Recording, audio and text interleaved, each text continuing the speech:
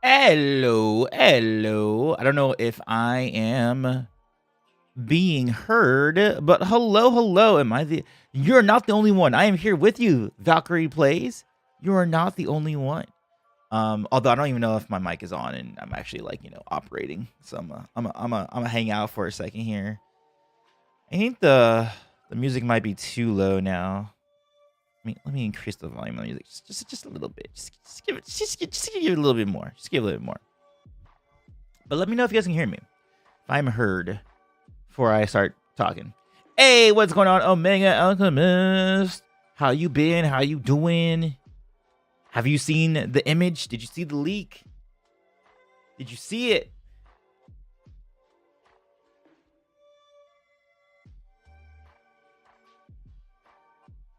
Can you guys hear me in the chat before I? Because I don't want to start talking and doing all this other stuff, and you guys are like, I can't hear you.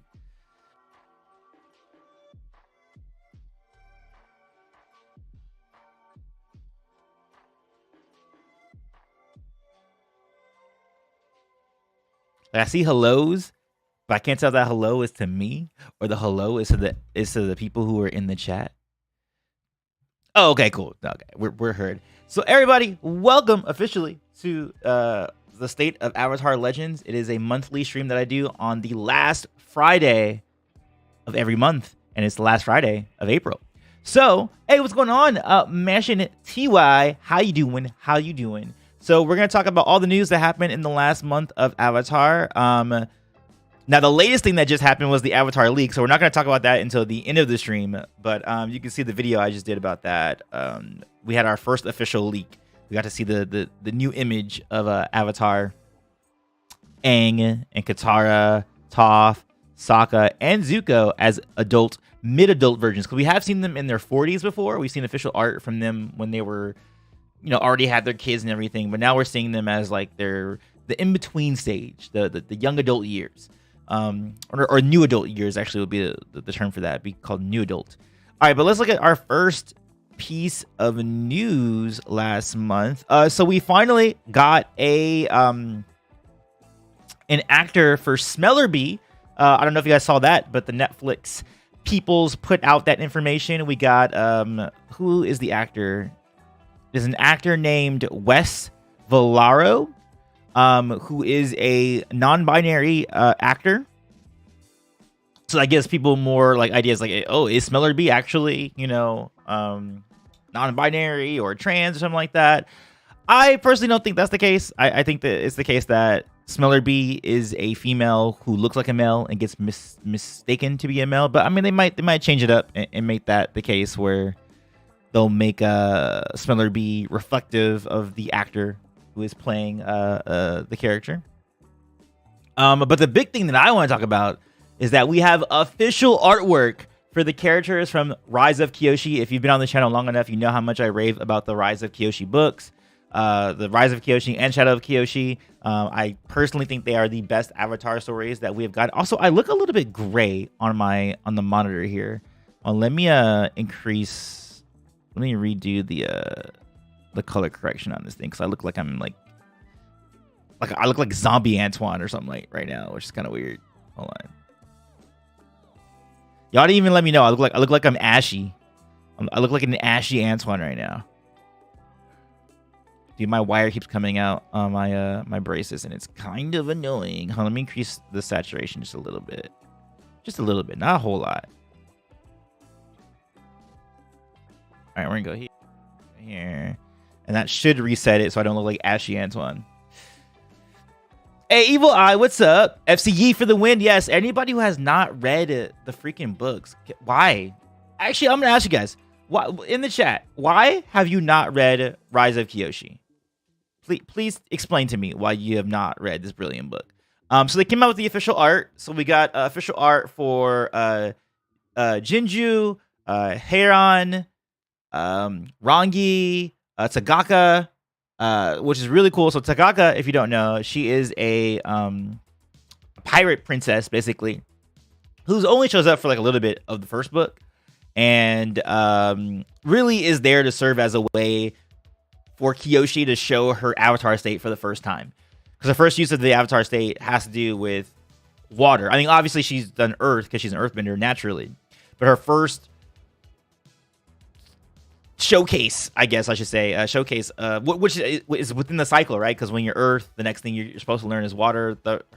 During this conflict that happened near the South Pole, she showcased to have like this big, use of water bending, and that was done by a character named Takaka, which is really cool. She looks a little bit like Kaya, I would say. She looks like a mix between Kaya and maybe like Katara, maybe like an old Kaya, but with like a sword and a non-bender. And then we have Heron, who is Rangi's mother. So Rangi is the firebender companion in Rise of Kyoshi and Shadow of Kyoshi. Also, Kyoshi is one of Kyoshi's lovers. Obviously, people don't want me to say this when I say this, but Rangi is probably not the only person that Kyoshi will end up with, considering that Kyoshi lives to be 230 years old, and Rangi probably will not live to be that long. But yes, I'm gonna say one of Kyoshi's probably early partners before she probably moves on to others. And then we have my favorite character, Jinju, which is the best antagonist in the entirety of Avatar: The Last Airbender or Legend of Korra. If you don't know who Jinju is, please look at my reviews, look at my videos I've done on him. I would eventually like to do some versus videos with him.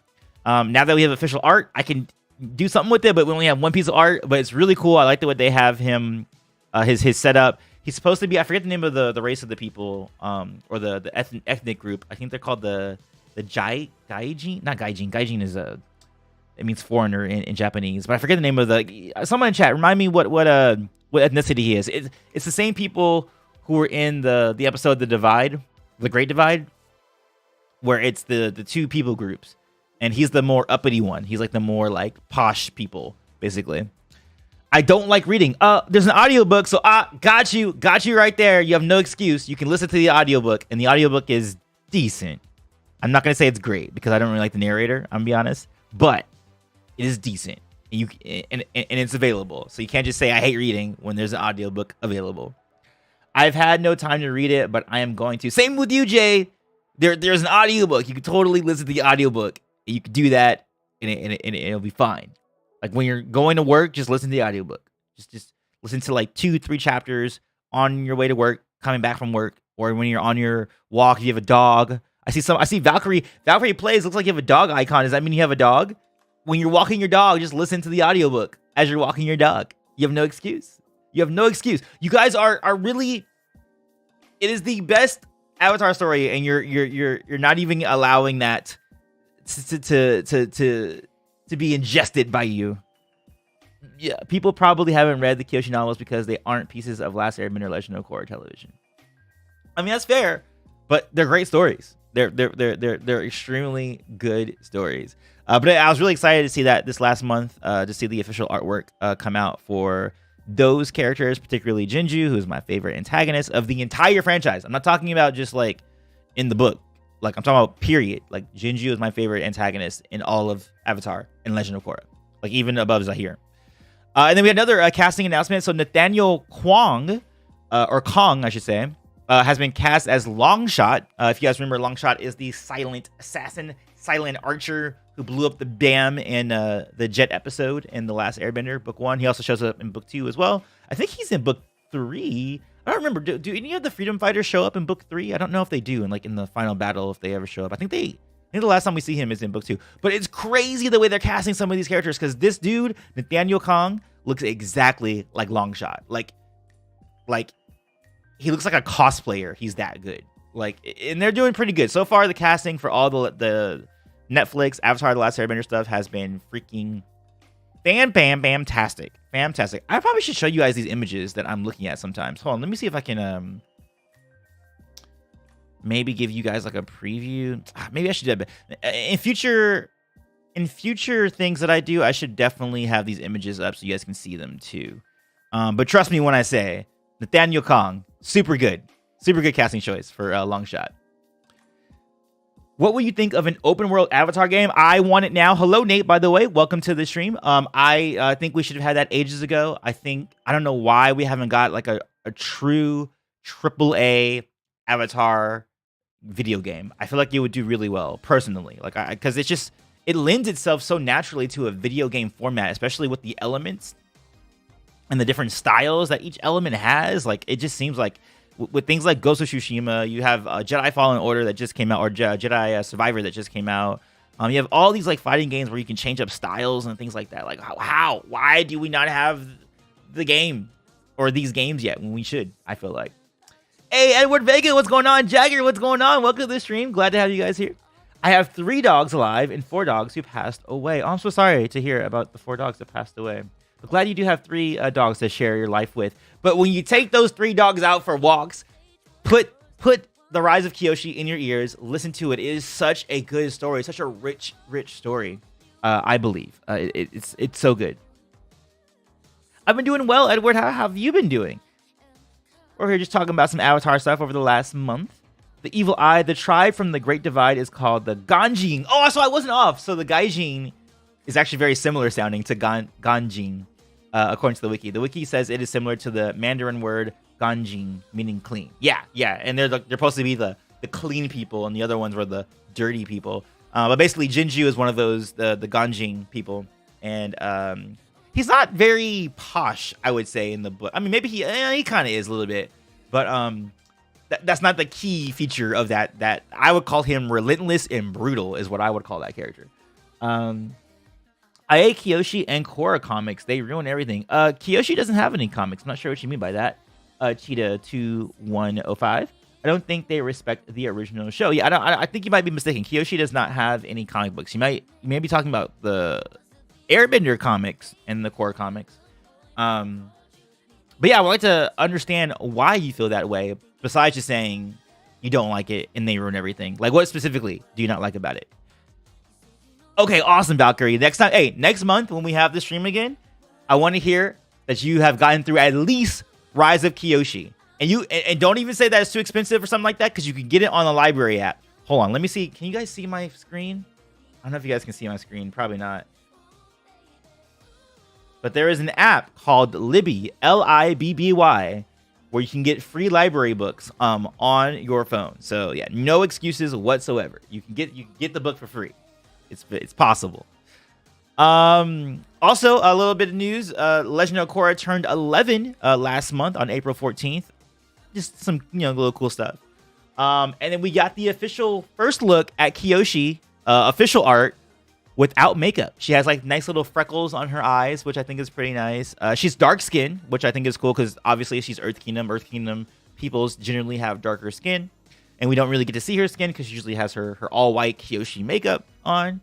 But yeah, I really like what they did with the art for Kyoshi. Oh, and by the way, the reason why we got all this official art is because all of these are assets that show up in the video game Avatar Generations, which recently had an expansion for The Rise of Kyoshi. So we have all the characters from there, including Avatar Yoon, who I like very much. Also one of my favorite characters from the franchise. All right, just downloaded the app. Awesome. Yeah, and go ahead and request. Well, first you have to make a library card, I believe. So make a library card from your local city, wherever you live. And then you can just go ahead and download. Just look it up. Look up Rise of Kyoshi. Download it to your phone. But the biggest news, I would say, besides the leak that just happened at Cinnamon Con, with the leak with the image, is we got all the writers revealed for the Netflix series. So we have Albert Kim, Brian Konietzko, and Michael DiMartino being the writers for episode 1. Now that's interesting.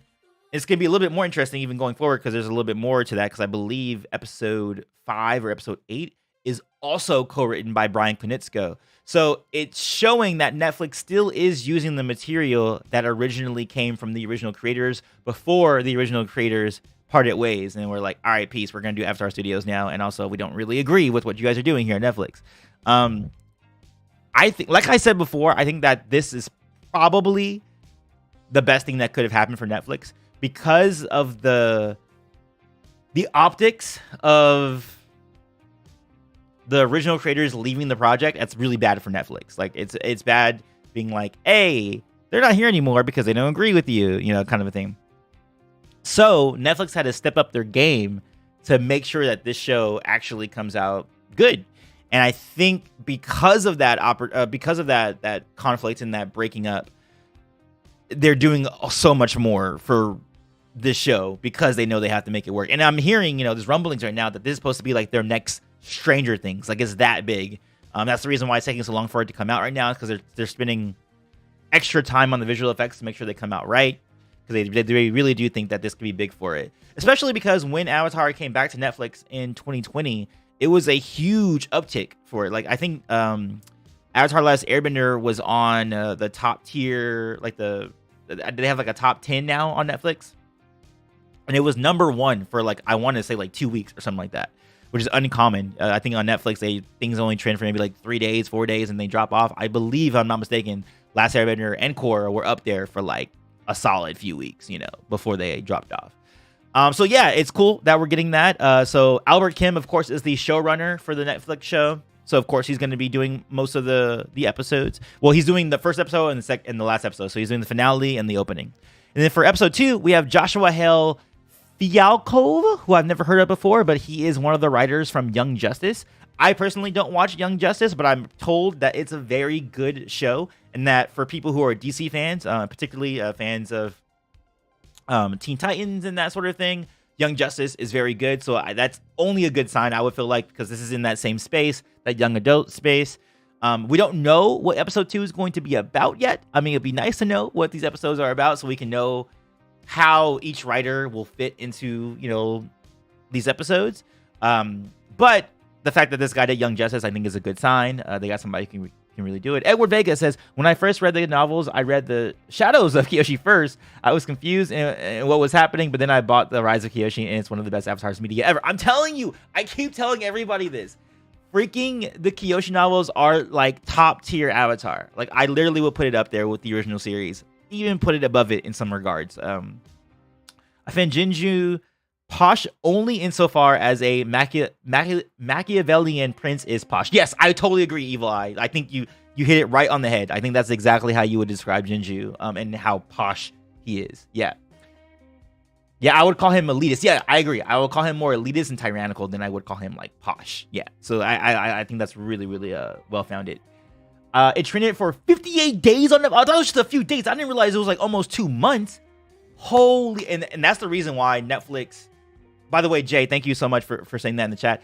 That is why Netflix is putting so much effort into this, because they know how valuable. I don't even think like Paramount, Nickelodeon even knows how valuable Avatar is. Like, they've been like shoving it to the side like for years, and they don't realize how big this can be. Like, I've been saying this for years. I was actually just talking about this with some of the other Avatar YouTubers. We have like a chat and we talk together. The people that you guys, the other Avatar YouTubers that you probably are subscribed to. I was saying that it's almost like Avatar is just below the tier of like Star Wars, Harry Potter, Marvel in terms of popularity. Like, there is that rabid fan base just, under there, like kind of rumbling, but not enough to like pop it into like the public zeitgeist, right? Like, if I talk about Marvel to like my mom, who knows like nothing about like geek stuff, she'll understand it. Harry Potter, she'll know what I'm talking about. Star Wars, she'll know what I'm talking about. If I say Avatar: The Last Airbender, she'll be like, huh? Like, what is that? Like, I feel like it's just almost there, and I'm hoping that all this new stuff that's coming out will push it to the stratosphere of a Star Wars, of a Harry Potter, of a Lord of the Rings, that sort of a thing. I feel like it's just barely, like, it's on the tier just below that, and it just needs to push through. Cheetah says, Will, it's a lot, but do you really think the Legend of Korra show or every comic in the Avatar universe, do you consider it good writing compared to the original show, or even near good? Yes, I do. I'm not one of those people who believe Korra is a trash show. I think it's far from it. I believe it has better individual seasons and better antagonists, better fight scenes, better music in Korra. The only thing that I think that I don't enjoy with Korra as much as I do with The Last Airbender, the original show, is the core Team Avatar. I think the Team Avatar in Korra is extremely weak. It's barely even a team. It's like a hodgepodge.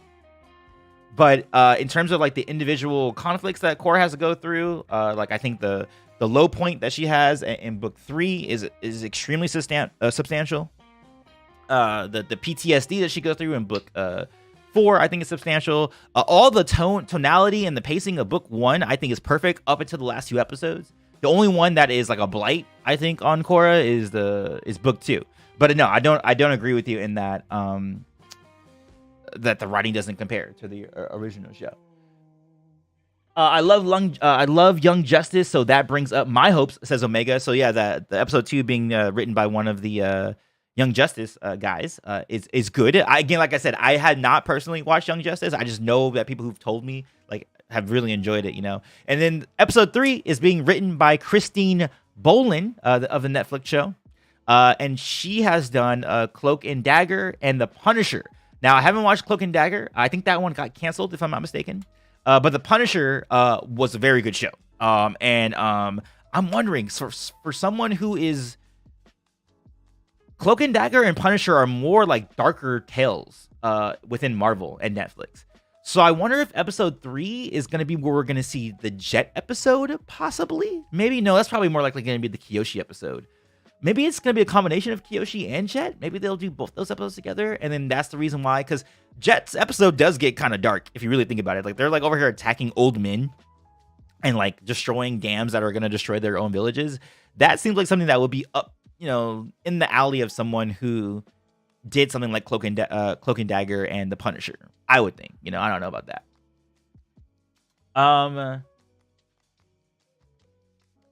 Korra, also Unknown 123. Hello, welcome to the chat. Korra got a lot of undeserving hate. I understand the issues people had with it. It was a great show, though. It had flaws, but I still found it entertaining. I completely agree with you. It is extremely overhated. You know how people always say overrated? Korra is extremely overhated. Extremely overhated. Yeah, and it got a lot of undeserving hate, I believe. I think the only season that deserved like substantial critique is book 2 of Legend of Korra. All the rest, I just don't understand how someone cannot like enjoy Korra, because I just really enjoy it. I never knew that live streams do so poorly. Only 31 people. It depends. Certain channels, like if I was like a gaming channel where I stream all the time, then it might be. But there's no culture of streaming on this channel, and I only stream once a month, so it kind of makes sense. May have missed this. Oh, also Theo Brown Music. Hello, welcome to the stream. Glad to have you here. May have missed this, but what do you think of the leak image? We actually haven't gotten to that yet, so you haven't missed it yet. That's actually going to be at the very end of the stream. We're almost there though. We're talking about the Netflix show and the writers that have been announced for the show currently. I'm so ready for the first trailer of the live action. Yeah, me too, Mac. Also, hello, Mac. Welcome to the stream. Glad to have you here. Yeah, I would really want to see like what it looks like, because they've given us nothing. We've gotten no images at all. It's supposed to come out this year, and we're almost halfway into the year. Like, when are we getting it? I have no clue. It'd be nice to have something come out. Hold on, let me see. I thought we were gonna run out of music in a second. Yeah. In Korra, the team aren't friends. They really aren't, though. It's very strange. The team Avatar dynamic. Although I would say in Kyoshi, the novels, they aren't really friends. There's not really a strong team Avatar culture in that one either, I would say. Like, there's not a strong culture of it, personally. Oh, sorry. Next one. So in episode 4 in the live action series, we have Keely McDonald, who wrote He-Man and the Masters of the Universe, which I was told was not a very good show. I mean, it depends on who you ask. I've heard some people say like, "Oh, it's a great show," and other people say, "No, it's trash." I've not watched it, but I do know that it has a mixed bag. I don't know what episode 4 is going to be. Again, we don't have episode titles. We don't know what the episodes are going to be about and which writer is taking up, which thing are they adapting. But number 4, I think, is the one that I'm most hesitant about. Maybe like. Actually, I would say episode 4, 5, 6, and 7, and you'll understand why when I go through I'll go through it real fast, because these are all kind of like all clumped together. So episode 4 is being written by someone who did He-Man and the Masters of the Universe. And then episode 5, Gabriel Llanas, who did the National Treasure Edge of History Disney Plus show, which got canceled. And then we had episode 6, Uba Muhammad, who did LA Law. Never heard of that before. And then episode 7 is being done by Audrey Wong Kennedy, who did Amazing Stories on Apple TV Plus. I don't know anything. So the episode 4, mixed bag because I heard He-Man and the Masters Universe. Some people say they hated it. Other people say that I don't think I heard anybody who said they loved it. Either they liked it or they hated it. I didn't hear anybody who was like, "Oh yeah, I loved it." So I'm like hesitant about episode 4. And then episode 5, 6, and 7, I don't know nothing. I mean, National Treasure, I never really watched that movie. I think I may have watched it when I was younger, but I was never really into it. But it was a canceled Disney Plus show, so I don't know if that's bad or anything like that. LA Law, that has absolutely nothing to do with Avatar at all. Like that sounds like something that's like a CSI show or something like that. That sounds weird to me. And then this person who did Amazing Stories on Apple TV Plus. I don't know anything about Amazing Stories. I've never heard of Audrey Wong Kennedy, so that one makes me kind of like, I don't know. Like once we get to that second half of the live action series, the writing is a little bit more troublesome, I would say, for me. And then of course Albert Kim is the showrunner, so I think you would be able to end it strong with the showrunner. But yeah, that is all of the episodes, and each episode is going to be an hour long, so we're going to get 8 hours of content in that first season. Sorry, Mac. Yeah, and Mac asked the question, how long are the episodes going to be? Each episode is going to be an hour long. Book 2 of Korra really hurt the image of the show as a whole. I don't think it ever recovered from the scene. Yeah, I agree. I think a lot of people abandoned the show after Book 2 in particular with Legend of Korra, and didn't watch actually the best season right after that with Book 3, or what I personally believe is the best season. I wonder if Korra was on a streaming service back when it was originally airing, it would have had a better production. Well, if you even look at it, when it came back to Netflix, people were enjoying it. Like, you didn't see that same kind of vitriol and hate that originally came with it with its original release. But when it came back to Netflix, people were like, eating that up. Edward Vega, I'm out of the loop with the Netflix adaptation. Did Netflix found their top actress yet? Because as a top stan, I'm super excited for her. Well, they are not adapting Book 2 yet. Season 1 is only taking place during the events of Book 1, so they have not cast a Toph because there is no Toph to cast as of yet. I'm sure they will do that like the second after Season 1 drops, if Season 1 does really well. So I think they're really putting a lot of effort into this first season to make sure that it pops. Like I said, there's rumors right now that they're trying to make this their new Stranger Things. And if that's the case, that means they're really going to want to build up this first season so that they can get the hype and they can push it forward. And then we'll get our Toph announcement and who's going to be cast as Toph. But there's no Toph casting yet because there's no second season that's been greenlit yet. And they won't know that until they know Season 1 does well, or if it does well. Because it could just bomb in the same way that Cowboy Bebop bombed, Fullmetal Alchemist adaptation bombed, Death Note bombed, so they don't have a very good track record when it comes to like their anime-esque features. So we'll see how that goes. I think that's pretty much it. The fact that we have these new writers, Brian DiMartino, or Bright, I should say, Michael DiMartino and Brian Konietzko, some of their original ideas and the original scripts are being used, so the original creators are still kind of attached to the live action adaptation. And then the big story, our last story for the day, is going to be the Avatar gang movie and the big leak. So who here has seen the image? Who has seen the leaked image? I think the Avatar gang framework of relationships should be let go for Korra and Kyoshi. Yeah, I get that too, because I think originally we thought that the core aspect of Avatar would be that, right? That it would be like this Team Avatar kind of situation. But then as we realized, we're like, wait, no, it's not. It's totally not that thing, Hold on, let me get another track that we can put in the background real quick.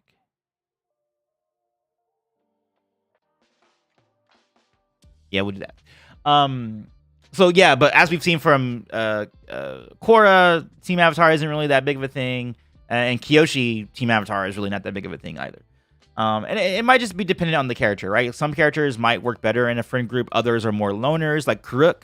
If we ever get a Karuk movie or miniseries or whatever it might be, animated, live action, whatever, he will likely be a loner, right? He would be like a lone wolf, kind of an anti-hero kind of a thing. Hey, what's going on, Jay Bradley? So everybody who's here, have you seen the leaked image? Let me see if I can link you guys to it, because they're starting to, Paramount is taking down the leaked image from everywhere. Oh, actually, you know what? I'm a dumbass. Everybody just go to my latest video on the channel. If you go to my latest video on the channel, you'll be able to see the image, unless Paramount already took down the video, which might be possible.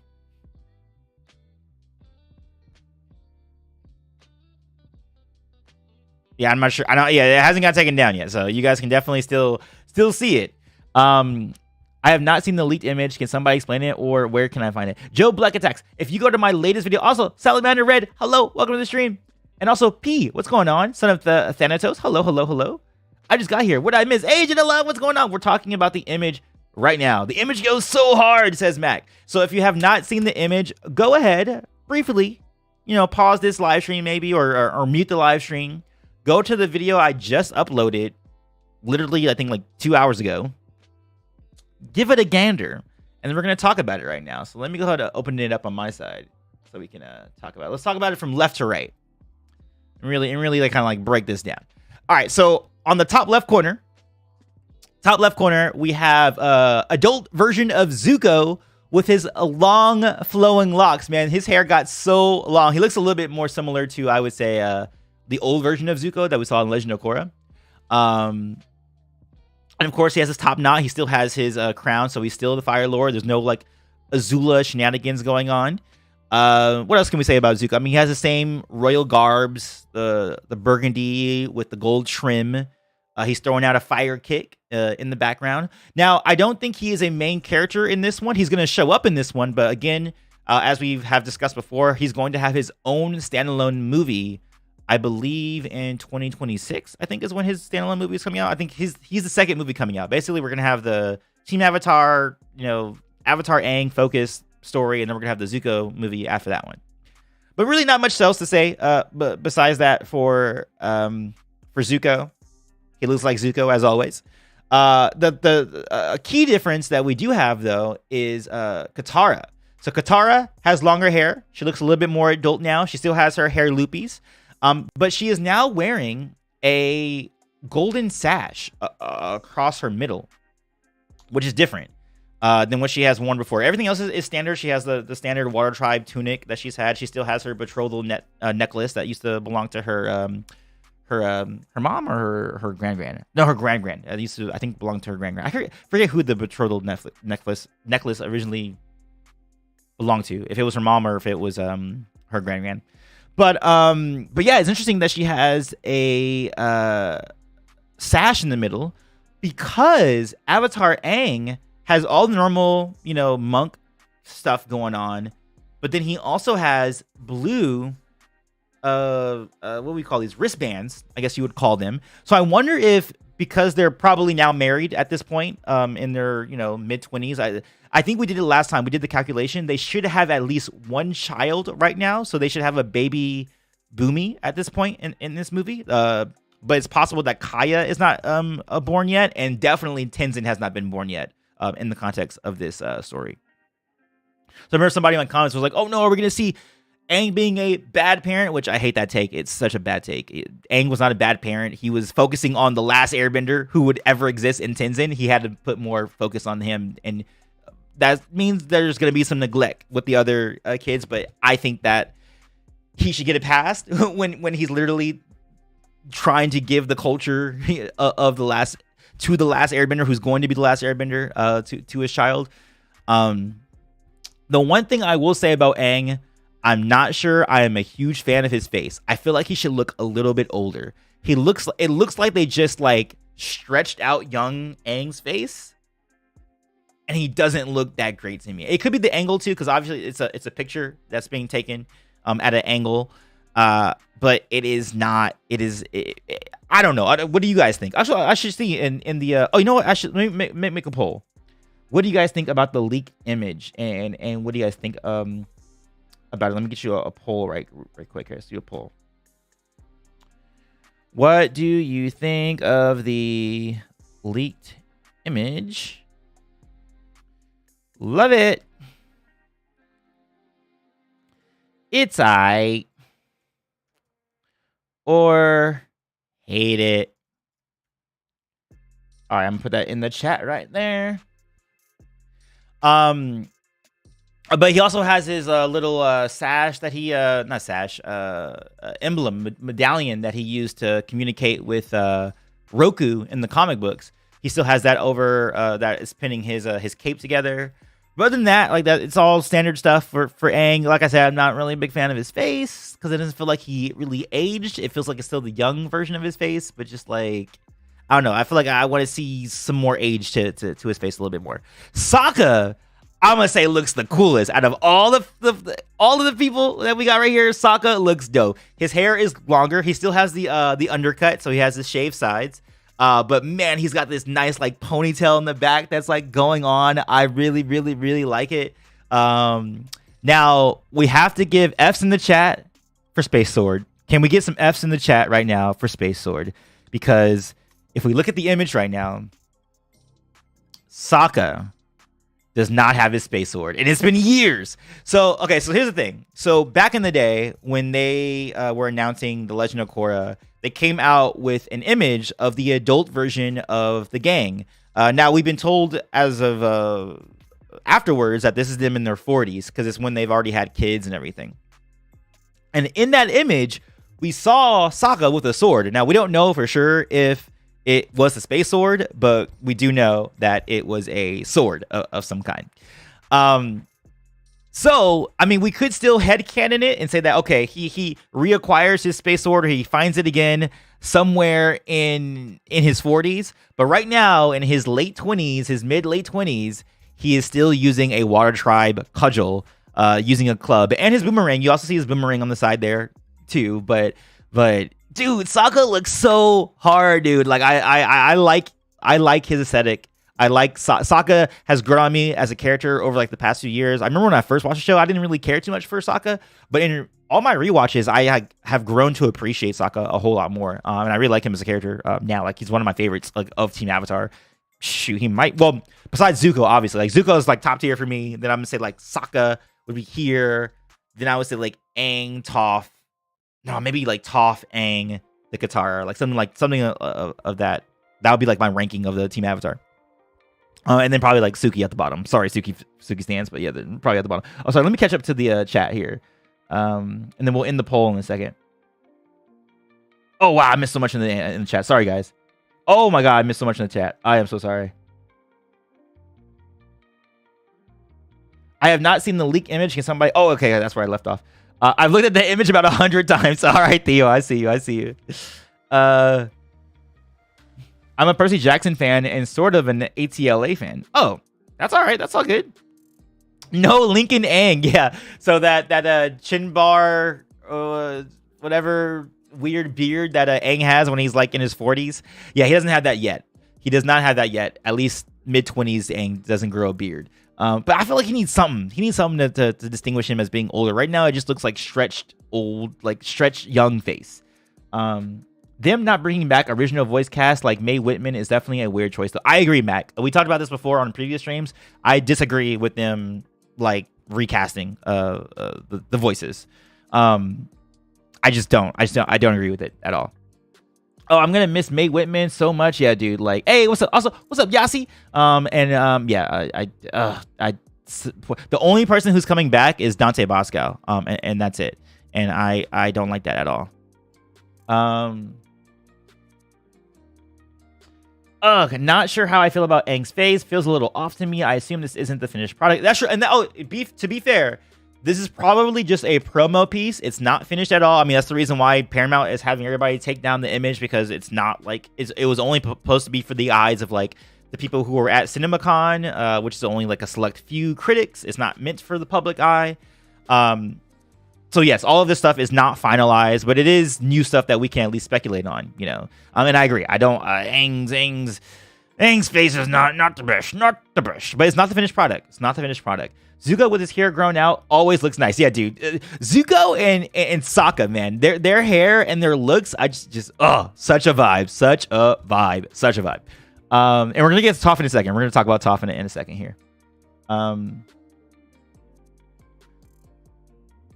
Thank God they changed Aang. He looks so goofy. How he looks now isn't my favorite, but it's much better. Wait, what do you mean he looked goofy from before? You're talking about like little boy Aang looked goofy? Or do you mean like the old version of Aang, like the 40-year-old one with the chin bar beard, the Abraham Lincoln beard going on? She probably wearing the gold sash to rep the Air Nation for her boyfriend. Yeah, so I thought that was interesting that that Katara is wearing a gold sash, and then Aang is wearing the blue wristbands. So it seems like maybe that's like something that they did for each other, or maybe that becomes a new cultural norm that shows up in Republic City, since there's a lot more intermingling between people groups, like between the Fire Nation and Water Tribe in particular. Is that maybe that when you get married to someone else, you are bestowed something from their family, or from their culture. So I think that's really cool. Like the idea that she's not just a waterbender anymore. Now that she's made a family with Aang, she is part airbender as well. And same with obviously for Avatar Aang, that makes sense because he is the Avatar. He can use all elements, but specifically, he's probably most Water Tribe focused. I would say that's probably his second best element. Would be water. It would be air, water, fire, then earth would be like his ranking. So I think that's a nice touch. That'd be cool if that is a canon cultural touch they put in there, that you can give each other something from your culture to kind of wear on your person. I would personally have a Zuko story similar to Rogue One, to where it takes place minutes before the first episode of ATLA. Oh, it's already been confirmed that the Zuko movie is going to be him as an adult. So we aren't going to be seeing like a prequel version of Zuko for the Zuko movie. Aang doesn't look mature, and I don't like that because his face could rep how much he's mature. Yeah, I agree. It looks like they just have child Aang like stretched versus it actually looking like an adult version of Aang. Yeah, I agree. I'm not a fan. Not a fan. Oh, let me end the poll to see what you guys think about the leaked image. All right, ending the poll. Oh, what was that? Hello, I just saw a notification. Hey, thank you for the subscription, Jude5446. Thank you for subscribing. Welcome to the Misfit community. Okay, so we have 55% of you say you love it, 44% say it's alright, and then 0% of you guys say you hate it. So that's good. That's a pretty good place to be, I think. Obviously we want some more I love it. I think I'm more in line with I love it, particularly because I think Zuko and Sokka and even Katara are like caring. Actually, even Toph. Like the only one who is like is Aang, and that's kind of important, right? Because when your main character is kind of like then that's pretty bad, right? So I'm trying to catch up to the chat, guys. I feel like people complaining about Aang's parenting ruining their impression of him don't have immigrant parents who try to keep their culture in their child. Yeah, like dude, like I actually hope that we actually do get to eventually see, because we're not going to see it in this movie because Tenzin would not have been born yet in this timeline. But I do hope that we do get to see that story and how it actually shows up. Like, it's super important. It's extremely important for Aang to instill all this culture into Tenzin. With Tenzin being the like, it just makes sense to me that like he would have put more attention into Tenzin. Like, it just makes sense. Like, it's not him being a bad parent. It's him prioritizing something that is legacy. Like, he has to, like the airbending legacy has to live on through the last airbender, who is going to be Tenzin. Yeah, Jenna Love, I agree. I believe Aang's face looks more like a teenager than an adult. If they told me that was like 18-year-old Aang, I'd be like, all right, cool. That's fine. That's good. But like 24, 23, 25-year-old Aang? Nah, son. That ain't it. That ain't it.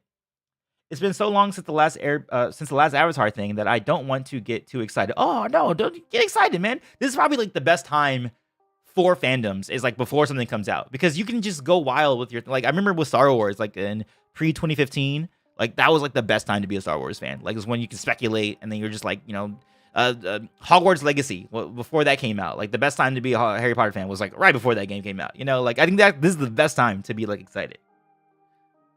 The people over at Paramount clearly love Sokka. Yeah, Sokka looks nice, bro. Hey, Ken Fam, thank you for rejoining and becoming a member on the channel. Everybody, shout outs to Ken Fam for being a member for 18 months. Everybody, we got to give him some love in the chats. If you got the Antoine purple hearts, show him the purple hearts. If not, give him a regular heart in the chat. Show him some love. Thank you for supporting this channel for as long as you have. Ken Fam, you are a real one. You've been here for such a long time. Hopefully the movie can have a B plot of him getting the sword back. Yeah. Oh, possibly. Oh, that could be a setup, right? They're showing you this image with Sokka with his little cudgel, and they're like, you know what? He's gonna get his sword back in this movie. You know, that'd be pretty. I mean, maybe we could see Piandao again. I wonder if Piandao will still be alive at this point. Yeah, he should still be alive at this point. It's only like 10 years after the original show. Yeah, Piandao wouldn't be that old. All right, but let's talk about Toph, because we haven't talked about Toph yet. So the only real difference with Toph, she has like almost exactly the same haircut. It's just that her outfit's a little bit more different. I would say it's more regal now. She's got more of like a flowing cape thing going on, instead of like her usual like, you know, short sleeve cuffs. And that's pretty much it. That's only like the real difference with her. The thing that I am most interested in with Toph is how she's going to develop metal bending and what that's going to look like. But are we going to see the beginnings of the Republic City police force? Are we not? Or are we going to see more of her metal bending academy? Because we have seen more of that developed in the comic books. Speaking of which, like the background, let's look at the background here. It looks like, I can't even tell what in the background, like where we are in terms of like location. I mean, we see a lot of reds. I see like reds and whites. So maybe this is like taking place in the Fire Nation, but also seeing reds doesn't necessarily mean that you're in the Fire Nation anymore, because this is post 100-year war. So we could be on the coast, you know, near to Republic City or the former Fire Nation colonies. So, and this architecture, the architecture is more Fire Nation based, because those slants are more of a Fire Nation thing. I feel like than it is than Earth. But Earth Kingdom does have those slants too. But the colors make me think it's like a either Fire Nation or one of the Fire Nation colonies, I think, is what this movie is going to take place in, just based on, you know, how this looks right now. Yes, F's in the chat for the space sword. I'm surprised they didn't just put a tombstone in place of Sokka for the leaked image. What do you mean a tombstone? He's not dead yet. He's not dead yet. He doesn't die until at least, I think, what, his 60s or something like that? Like, at least. Has it been stated why Dante is the only one who gets to come back? Yes, Mac. It's because they want to do a more... they want to match the voice actors to their race, even though there's no real races in Avatar. And also, I disagree with that fundamentally when it comes to voice acting. Live action, yes, absolutely. It should be matching the cultural aesthetic of Avatar, which is mostly East Asian focused. And a little bit of Mesoamerican in there as well, some Polynesian. But when it comes to voice acting, I feel like voice acting should always be for everybody. Like, anybody should be able to voice a character, regardless of what you're... I don't agree with the idea of your race matching the person that you're voicing. Like, I personally disagree with that. And that is the only reason Dante... Not the only reason, but that's the reason why Dante is coming back and no one else is coming back. Because they have a new thing now where they want the race to match up with the thing of their voice acting. Has it been stated? Well, do you think the actors world come back to voice the actors? So far, they said that none of the original cast are coming back except for Dante. Unfortunately, I completely disagree with it, but unfortunately, that is the case. It seems like Toph's design is the most similar to her Legend of Korra design from the Aang courtroom flashback. Yeah, I would say so, and especially the pauldrons. It looks like she has like these pauldrons on her shoulders, which, yeah, again, are similar. So it could be showing us that we are going to get the early version of the police academy and the metal bending police force with Toph. At least that's from what I'm seeing here. That's what it looks like in my opinion. I honestly love all the designs. Also, what's up, Micah? Welcome to the stream. I honestly love all the designs. But Aang needs some facial hair. Yeah, I think that's what will help him look a little older. Some facial hair. Not that we don't have to give him the chin bar thing, you know. Maybe like a little scuff, a little here, you know, just a little bit, you know. Like Sokka can be clean shaven. Zuko can be clean shaven. That's fine. Although, oh man, you know what would look cool if they gave Sokka like 5 o'clock shadow. I think Sokka would look really cool with 5 o'clock shadow. Actually, you look at all these guys are clean shaven. Now I'm thinking about it. Sokka's clean shaven. Oh, wait. Doesn't old version of Sokka, doesn't 40-year-old version of Sokka have like a little bit of a beard? Oh, let me see. Adult Sokka. I think adult Sokka has like a little bit of like a beard on the bottom. Yeah, he does. He does have like a little beard on the bottom. What are they doing? Guys, get facial hair in their 20s. Like they even before then, you get facial hair. So it's kind of weird that we don't have facial hair for any of the male cast. Like Zuko, that's fine. Maybe that's just his thing to be clean shaven. Although even old Zuko has like a long like beard going on. So yeah, start showing us some of these beards. Like let's get some like, dude, Sokka with 5 o'clock shadow. I don't care what y'all say. That would be hot. That would be hot. Has it been said if they are going to touch on the comics at all, or are they going to be skipped over? They're going to be skipped over, but they are going to be acknowledged. So the comics are going to be acknowledged as canon, but they're not going to be shown in the movie because this takes place several years after the comic books take place. Oh no, the chat just jumped. I just missed so much chat. Sorry, if I missed one of your questions, just re-ask it, please, because I just messed up all the chat right now.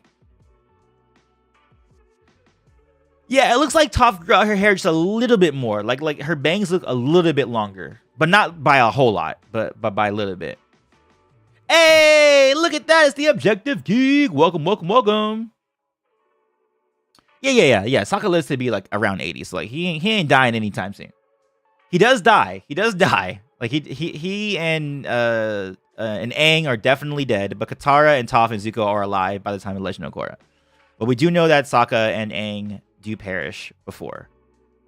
I'll be pretty disappointed if Janet Varney never gets to voice Korra again. Yeah, that hurts me. And Janet specifically says she is not going to voice Korra again. Like she's publicly said it like on, I don't know if she said it on the podcast. I think she might have said it on Twitter or something like that, or Instagram. But it's like, that's just, I don't like that. I do not like that. I'm not a fan of that decision. So you would be down for animated Static Shock having a Caucasian voice actor. If that guy can do it justice, then yes, I would. In the same way that Darth Vader is a crusty old white dude played by a black guy. You know what I mean? Like, I think that we should never limit Ashley Williams, a Mass Effect series. I don't know if you guys have played Mass Effect, but there's a woman on that in that game, a white woman named Ashley Williams, voiced by a black woman. And I didn't know that until like years after when I saw an interview with this woman. I'm like, oh snap, you did Ashley? I had no idea. Because you're an actor. You're a voice actor. You should be able to voice whoever. God of War, freaking Kratos, voiced by a black guy. Like, you know what I'm saying? Like, we shouldn't have it both ways. You shouldn't be able to say, oh yeah, James Earl Jr. or James Earl Jones can voice Darth Vader. Kratos can be voiced by a black guy. But you can't have it the other way around. You know what I mean? Like, it's got to be both ways. And I believe with voice acting, it should be completely open. It should be completely open to all actors. It should not be limited by racial background. Isn't Dante also really tight with Avatar people as a whole? Because he's got the podcast with Janet Varney. Yeah, he is. But I mean, the reason why they're allowing him to continue is because he is Asian. He's of Asian descent, so they're letting him continue with the voice. But it's gonna be weird if only Zuko sounds like Zuko from the original show, and the other actors don't sound like them at all. You know what I mean? I mean, they're probably gonna sound similar. I mean, obviously they're gonna try and cast people who sound similar to the vocal properties, and they could kind of get away with it because you're looking at 12-year-old, 13-year-old versions of these characters, and as they get older, their voices will significantly change. In that 10-year period. But yeah, I don't think it's a good idea to recast the voice actors at all. Their voices are too familiar to fans, and having someone new essentially changes the characters. I agree. I mean, particularly for Sokka, I think it's gonna be extremely hard for Sokka to be recast in particular. I think even Toph will be really hard. I think Katara is probably the easiest one, and maybe Aang. Like, I think Katara and Aang are the easiest ones to recast, if I'm being honest. But Sokka, Zuko, Toph, those would be really tough to recast. Obviously, they're not recasting Zuko, but when it comes to Toph, when it comes to Sokka, those are some iconic voices right there. That's gonna be, you're gonna have a hard time. Let me get a new background music going on. Yeah, let's do this one right here. And then we catch up to chat. Oh my god, what if Azula comes? Yeah, it's possible. I mean, it depends a lot on what happens with her comic book and where she ends up, because we don't really know where she ends up. I mean, she doesn't show up in Legend of Korra ever. Some people speculate that she could be like one of those sages that brought Katara back when she lost her memories, but I don't know about that. Who knows? I don't agree with that, Objective Geek. I don't think that if you're okay with black actors voicing white actors or white characters, then you should be okay with the inverse as well.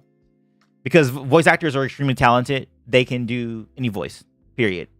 And nothing about Static is specifically historically like quote unquote black, like Static. It's not like you're voicing, like, for instance, like a Martin Luther King or Malcolm X, like something like that. Yeah, you probably should get a black person for like a historical figure. But for like an animated character, completely fictional, nah, I don't agree with that. You can't have it both ways.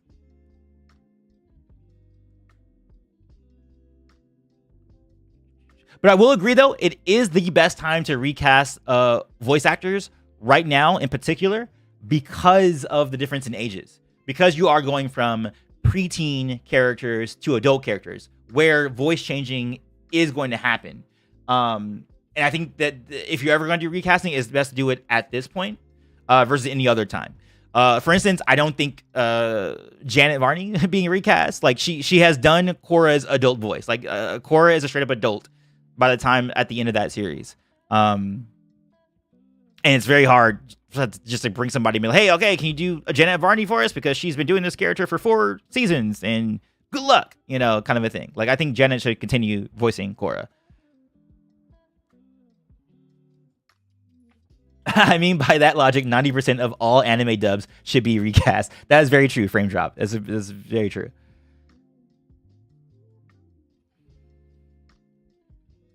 Yeah, so Jenna, I completely agree with your statement here. So it's important for more people of color to have more opportunities to voice act, but it shouldn't overshadow everything else, I think. So I agree. I think what should have been done is that any character going forward, if you wanted to go that route, going forward, every new character should be cast as, if you want to be similar to whatever that role is supposed to depict, like if it's supposed to be like a Earth Kingdom, which is more, like South Asian type people, then yeah, cast that, or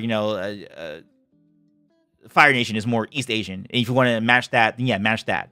But to do it for characters who are already established, I think that is more like, nah, just keep it the same. But for new characters, you can cast it like if you want to be in line. I can only see race playing a part in voice acting if the show focuses on race issues. Yeah, I agree with that too. Which, to be fair, Static Shock, I think there are a few episodes where there are specific elements of racial tension. Like, I remember there was a time where he like goes over to his friend's house and like the father of the best friend is like racist, that kind of thing. It's definitely better to have a black actor, playing that role. But when it's a completely fictional character where there's no like race involved, like at all, like in the case of like Avatar, like I don't agree with the sentiment of the matching. Comedic timing for Sokka is something the voice actor brings. Yeah, whoever is coming behind Sokka in particular, whoever's gonna try and do that role, good luck. I'm gonna say that. Good luck, because it's gonna be very hard to follow that performance. And it's a very iconic performance too, like especially.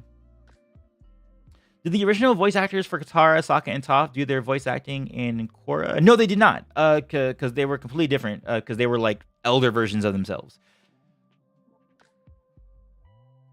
Sorry, Chris and I are having a whole conversation on your live stream. Nah, it's fine. It's completely fine. The original voice actors. Oh, Kala. Oh, hey, Kala. I really like your channel. I didn't know you actually watched me as well. Kala, by the way. Oh, and I was just talking about Mass Effect a second ago. I was just talking about Ashley Williams and how like Ashley Williams is voiced by a black woman, even though Ashley Williams is a white woman. And how I believe that voice acting should be open to all people. The original voice actors were so emotive with their vocals and had such great delivery. It's going to be hard to see the live action comparison. Oh, well, yeah, we're not talking about the live action. We're talking about specifically about the new movie coming out, the new animated movie coming out in 2025 being recast. But live action, I think that's going to be a little bit easier because that's, completely separate. It's a different medium almost, being in live action. But also, guys, if you guys are into Mass Effect, please look up Kala Elizabeth. Really cool channel. If I'm not mistaken, I'm pretty sure Kala is the one who runs a YouTube channel. I'm almost certain, pretty sure. Joe Black attacks. Wait, no, the race should match the character being played, else we get those old-timey racist portrayals of... No, that's what you're... So, Joe Black, that's not what I'm saying. There's a difference between doing a character and a caricature. We're not talking about white dudes going in and trying to, do some urban accent or whatever. I'm talking about just like the standard everyman kind of roles. I'm not talking about like the stereotypical stuff. Like, yeah, and that's the thing too. I feel like a lot of times when these stories get brought up, people go straight to the extremes or like the worst case scenario, and not like the middle ground where this is where most of this stuff is playing at. In terms of the middle ground, anybody should be able to play any role. Kind of wish the comics weren't getting skipped over because there's so many scenes in those books that could be elevated by voice acting. Well, the thing about that, the reason why the comics aren't getting adapted, at least from the perspective of the original creators, is that they always have said time and time again, particularly Brian Konietzko, has said that they always want to do new material. They never want to retread stories or retell stories. So even from the beginning, when they announced Avatar Studios, they said, hey, nothing's going to be adapted. The comics, the novels. Although I wish they would go back on that and they would adapt Rise of Kyoshi, because that is so good. I think that will work so well as like a mini series or something, or a movie. But they specifically have said they only like doing new stuff. They don't like retreading, and they're not going to retread the comic books, but they are going to acknowledge events that happen in those books and extra material. But they're not going to do an adaptation, a direct adaptation. To be honest, it doesn't matter to me with the new casting in ATLA because they were children, but Legend of Korra sucks because they were adults in the last season. Well, I mean, like, I think it's okay for the older stuff because they're like super old, so you definitely need to have different voice actors for that anyway.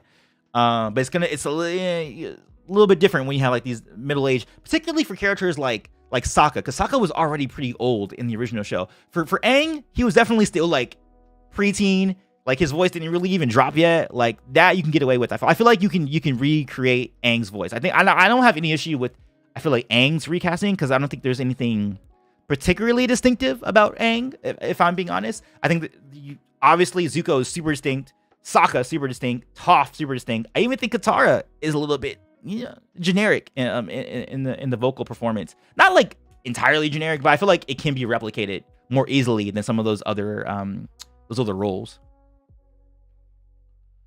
Yeah, I mean, Earth Nation is more of an amalgamation. I mean, that's how all of Avatar is. Like, Avatar is a pan-Asian work. So it's all like a mixing of Asian cultures. So yeah, Earth Asian has both like South Asian and Chinese stuff going on. And also China's just huge in general. So it has like every kind of like ethnicity pretty much. I always took Fire Nation to be like kind of like imperialistic Japan and China. Of course, you have the Poles, which are based on Inuit, but also Fire Nation technically have the Sun Warriors, because the Sun Warriors are kind of like an offshoot of Fire Nation, and that's based on Mesoamericans. So you even have that. We haven't really seen Polynesian representation yet, but you can if you want to. If you have some offshoot islands that are somewhere that we've never been to before. Michael Cera voicing Static Shock would be wild. That actually reminds me of a Childish Gambino. I don't guess see. I think it's called Weirdo. His stand-up called Weirdo. Not Childish Gambino, but Donald Glover. Same guy though. Obviously, where he talked about like someone said, "Oh, well, what's going to happen then? We're just gonna have white guys doing whatever. We're gonna have white guy do Shaft." And he's like, "We're gonna have Michael Cera do Shaft," and then Donald Glover goes like, "Yeah, I would love to see a freaking movie of Michael Cera being Shaft." I'm talking about, like, I don't know, like, it's just, people be going to extremes like so quick, like off this stuff, when there's just so much more nuance. I feel like with a lot of that.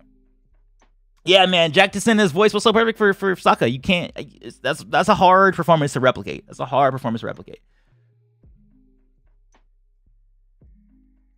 Oh, okay, Kala, you are Avatar fan as well as Mass Effect, so that's what's up.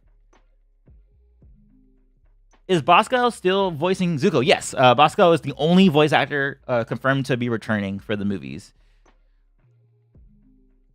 I'm obviously going to give this new cast a fair shot, but it's a bit of a bummer. Yeah, I'm saying this way. Like, ultimately, I'm going to give the new cast a fair shot. I just don't agree with the decision. My biggest question is, who is the big bad, and why would they not be mentioned in Legend of Korra? I mean, that's true. I mean, like, if you have dealt with enough villains, I don't think you're going to mention every single one of them that you've encountered, necessarily. I think you can have, like Zuko's solo movie. I really do feel like Zuko's solo movie is going to deal with Azula. Like, I can't see what other storyline it could be besides Azula. But in terms of what Avatar Aang has to deal with in his movie, like it could be like a whatever. Like same with the like Korra in the video game when she fights Hundu, and you never really hear about him in the TV show. It's like yeah, villain of the week, somebody who I dealt with, kind of a thing,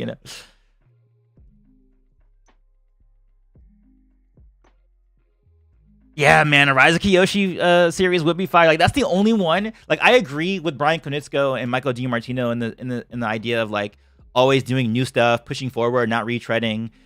But I'm like, can y'all retract on that for Rise of Kyoshi though? Like, can we get Rise of Kyoshi animated? Like that shit would be so hard. Like, because if you really think about it, in terms of what happens in that story, and I don't want to spoil it, but like that story has an ending for a few of those characters. If this new Kyoshi movie, whatever it's supposed to be, like doesn't even like show those characters at all because they're not around anymore, then that sucks. Because particularly two of those characters who are not around at the end of the Kyoshi series, I want to see in live action, or not live action, but like animated. I would like to see that. Like that would be dope to me. Like I would love that. I agree with them not adapting the novel or comics into shows or movies. It leaves the readers to their imagination. It leaves the readers to their imagination and how the events unfolded. I mean, that's true too. That's fine too. But man, like think about Edward, Jinju versus Kelsang. Tell me you do not want to see that animated, and don't you lie. Tell me, Edward, that you would not want to see Kelsang versus Jinju, because you know that shit will be hard. That shit will be so hard. I think animated shorts or TV specials for the comics could work. Yeah, that really could work. Hey, Logan, what's up? How you doing, man? How you doing? A mid-20s Aang should sound closer to the 40-year-old Aang than the ATLO Aang. Yeah, that's true. Or maybe just bring back the guy who did the adult version of Aang in The Legend of Korra. I think he was pretty fine. Like, have him play mid-20s Aang. I think that'll be fine. Use his AI for the main cast besides Dante Bosco. Yeah. Oh my god, watch the Avatar commercial from Nick for Aang from the early 2000s right now. You'll see how much Aang's voice changed at one. Yeah, no, his voice changed a lot, for real. If anyone were to voice Kyoshi, who do you think it should be? I think the woman with a deep voice. Well, I mean, we haven't seen who the live action Kyoshi is going to be, but maybe if she's really good, have her do all the voice work for Kyoshi as well. Or maybe some of the actors we see who are going to play some of these adult characters like Kuruk and Avatar Roku, maybe they can play their respective roles, in animation. By the way, they're doing, I don't know if you guys heard this. This is completely unrelated. Semi-related, because most people don't realize that my profile picture on this channel is not like of a lightsaber. Some people thought it was a lightsaber. It's actually Scott Pilgrim versus the World. I just drew myself as Scott Pilgrim. They're actually doing Scott Pilgrim as an anime, and every single cast member is coming back to voice their roles. I am so excited for that, guys. You guys don't understand. I love Scott Pilgrim. I might actually need to rewatch it like tonight or something like that. But it's great. Villain of the week is crazy. Yeah, it's crazy, man. It's crazy. Hey, hello, what's up? What's up, SSJ Group? How you welcome? Do you think that the live action TV show will cover Aang's development differently when he's trying to learn how to bend other elements? No, I think they're gonna mostly follow the way in terms of him, like, learning water and then screwing up with fire, doing earth and then doing fire again. I think that's how they're probably gonna end up doing it. I need it. The Jinju versus Kelsang felt so quick during the read, but animated, dude. They would do that shit. They would do that shit in slow motion. That fight, because that fight is literally one move. Oh, you know what it'll be like? Or it could be like, I don't know if you ever, what's the name of that movie? It's when Jet Li fought, oh my God. It's when Jet Li fought, the other famous guy, Donnie Yen. I can't remember what the name of the Kung Fu movie was. But basically, they were having the fight in their mind, and going through every version of like what it could be, but then the actual fight was like just like a few moves. I think it was like 2 or 3 moves. Man, how cool would it be if you have like a slow motion version of Kelsang doing this big old tornado, freaking Jinju with his freaking little needle? That'd be fucking nerdgasm over here. Edward, you can't tell me you don't want to see that animated. You cannot lie to me and say you do not want to see that animated. I think they will eventually cave in and do the Kyoshi novels. Bright used to say they were done with ATLA. That's true. They have not. This wouldn't be the first time they have gone back on their word. And I can't see how they don't do Rise of, especially with how few people have actually interacted. So I was talking to Airspeed Prime, another Avatar YouTuber, earlier, and he had mentioned that how the official Avatar: The Last Airbender channel, they had put out a poll asking, hey, who's read the comics? Who's read the novels? And it was something like less than 10% of Avatar fans have read the comics and novels. If that's the case, and here's the thing too. Okay, here's what turns me around. Not only on the idea of them adapting older stuff, but also the idea of adaptation in general. It's maybe come around to Avatar: The Last Airbender being adapted into live action. There are some people who just don't mess with certain stuff. Like animated stuff, they're like, nah, I don't mess with that. Video games, I don't mess with that. Case in point, The Last of Us adaptation that just dropped on HBO a few months back. Man, when that first dropped, I was like, I don't need to. I saw the story already. I played the video game. It's exactly the thing that why do I need that?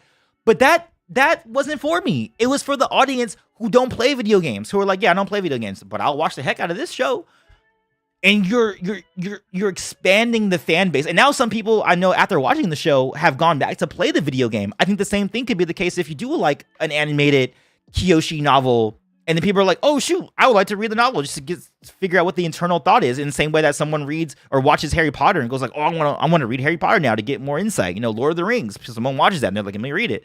So I've come around to it because each medium has a different audience. There are some people who don't cross over at all. Like if you're a gamer, you might cross over with movies and TV shows, but someone who watches movies and TV shows might not cross over to games. People who watch anime might not cross over to, other mediums. So now thinking about that and thinking about it being more of like an expansion of audience and showing it to more people in the audience, I've come around to the idea of adapting stuff. And yeah, dude. Oh yeah, there you are, Edward. You got me there. The fight of the two former best friends with conflicting ideologies would go so hard, bro. You can't deny it, bro. I'm already seeing it in my brain. I can already see like the images of the scenes. Like think about that anime slow motion. Oh, it would be so good. It will be so good. I'm like sweating over here. I'm sweating just thinking about it. I am literally sweating. The Kyoshi novels absolutely need to be animated. It's the best Avatar story told thus far. Yeah, on that too, guys. Most of you guys don't realize that. The best story ever told in Avatar has not been read by most of the fan base, or has not been experienced by most of the fan base, because it is a novel. And lots of people, especially in the modern age, don't read books. Like, they just don't. Like, people just don't have the attention span anymore with the world of Instagram Reels and TikToks. They don't have the YouTube Shorts. Don't have the attention span to sit down and read a book. Or even let's do an audiobook. Because like I told you guys can get it free as an audiobook. Lakers in 6 for sure. Hey, yeah, hey, why? I know it has nothing to do with the stream, but yeah, I see you, Wise Jr. I see you, Wise Jr. Lakers in 4. All right, Lakers in 6. I wonder just how much money Netflix dropped to get everyone to come back to that Scott Pilgrim anime. Bro, probably not that much, actually, because from what I know, Scott Pilgrim didn't make a lot of money. Like, it didn't make its money back, I believe, in the theaters. It didn't make its money back until after when it went on its DVD run and streaming run and stuff like that. So that's another one. Scott Pilgrim is another niche audience, that's not huge. Hey, yeah, I know what's up. Lakers is 6. Is that happening tonight, by the way? Are the Lakers playing tonight? I think they are playing tonight, right? Like in a few hours, if I'm not mistaken. But I'm gonna start wrapping this up. I'm gonna get off because I got some work to do. I actually have a sponsorship with the Avatar Generations that I need to do for the Rise of Kyoshi expansion. Which I've been lagging on it. Yo, I know the Young-Chin wasn't super popular, but that would make a sweet TV special or mini movie. Maybe, I probably might enjoy it more as the animated, because I did not enjoy it as a book, man. I felt like the Young-Chin book was so boring to me. It was so boring. I know it sucks. I'm actually trying to listen to Airspeed Prime's analysis of it to like give it another shot. So I'm listening to his stuff right now. I think I'm like on chapter 6 of his analysis. I can say it's like slightly helping a little bit because the way he's explaining it is like helping, but even so, it's like, no, it's just not for me, man. It's not for me. Scott Pilgrim gameplay through win. Man, I don't have any time to game anymore. I literally have not played Hogwarts Legacy for like the last 6 months, man. I'm not 6 months, 6 weeks. I have not played any video. The only video game I have time for, KinFam, as you know, is like Hearthstone because it's so easy. You just play for like 10 minutes at a time. But like certain video games, especially like single player games campaigns, you have to like sit down and like dedicate yourself to. Like those are hard. Those are hard to dedicate yourself into, you know. I offered my cousin to borrow my Avatar comics, and she straight up just denied him. She's just a huge fan, so you're on this on something for sure. No, it's true. Like, there's people who just don't. There's no overlap. There's just people are like, what? I have to read. I have to freaking go through these pages. Like, no, I want to see this stuff animated. You know, like people wait for that stuff, so it's crazy. Yangshin was lacking. It felt more like supplemental to the Avatar universe. Yeah, like yeah, I agree, man. Like the Objective Geek, like you're completely right on that one. Is that Kyoshi felt like essential Avatar storytelling. Yangshin does feel kind of like this happened, you know, this happened in this. Kyoshi's like, yo, like we had the Karuk reveal, we had all that stuff with Jinzu, with Yoon, false Avatar Yoon. That storyline was so good. Fuck, man, I'm gonna have to reread that shit because I felt like my first read through was so high. My second read through of the Kyoshi, it did go down like a little bit for me, but I feel like now that I've let it settle and I understand the story, I think a third read through, I think will go back up for me. I think the main thing though, I think that detracts from me for the Kyoshi books is the prose writing itself. Like I think FCE's writing sometimes can be a little bit like cumbersome. He tries to do too much with his sentences sometimes. Sometimes I'm just like, bro, just tell the story. Stop trying to make this all poetic and flowery. Like, oh my god, you guys will never unread this, but he uses similes every 2 or 3 paragraphs. He uses a simile. Like he has repetition in his writing a lot. That gets a little bit grating, at least for me. But that's it, guys. That is it for this month. Thank you guys for coming out and hanging out. We'll be back next month. Hopefully with some new news. Maybe we could talk about like a trailer or maybe some official image from like, you know, the live action or something, you know. But yeah, thank you guys all for coming out. Thank you for supporting as always. Trying to get more YouTube videos out, but I'm just so busy right now, guys, with my audiobook business. I'm telling you, like, it's just in my publishing business. Literally right now, potentially, because there might be a writer's strike starting on Monday, I might have the screenplay adaptation for my young adult series on Sunday or Monday morning. Like, that's incredible that I'll be able to read a screenplay of my book. So, but anyway, guys, I'm just busy with so much stuff right now, so it's hard for me to do like YouTube, being a book publisher, author, and then also being an audiobook engineer. Like, you know, it's tough. But once Avatar comes back, like when that, I was hyped for the freaking leak today with the leak image, so I was like, oh, I gotta do something because the leak image, I gotta talk about it. You know, I'll make time. Like I'm actually behind on a few clients right now because I like did that stuff. But yeah, I'll see you guys later. Andrea, thank you for coming out. See you later. Micah, thank you for coming out. Peace. SSJ Group, thank you for coming out. Mahalo. Aloha. The Evil Eye, see ya. Peace out. Thank you for coming out. Logan, bye. Mac, Hold Gundon. Edward Vega, goodbye. Thank you for coming out. Hype. Salamander, Red, hype. Yep, TJ hype. I'm hoping, man. My producer's saying that they're trying to get a green light in October of this year. I'm like, man, what? You got high expectations. I don't know if it's gonna happen that fast, but I mean, steps in the right directions, guys. Steps in the right directions. KinFam, thank you again for the membership. Thank you for becoming a member and staying a member for 18 months. Thank you so much. That's why you got that old Antoine. Oh, KinFam, Theo Brown music got you beat though, because he's got the Avatar Antoine going on. You got the old Antoine. You're a tier below. Theo Brown music, thanks for coming out. Faces, Omega Alchemist, thank you always for coming out. Jenna Love, always love seeing you. Peace out. Jay Bradley, thanks for coming out. Peace. Yasi Nation, see ya. Joe Black Attack, see you later. Yasi, and I think I said, all right, guys, peace. Much love to you. Be good out here in these streets, these Avatar streets. Remember, be water, my friends. Be water, my friends.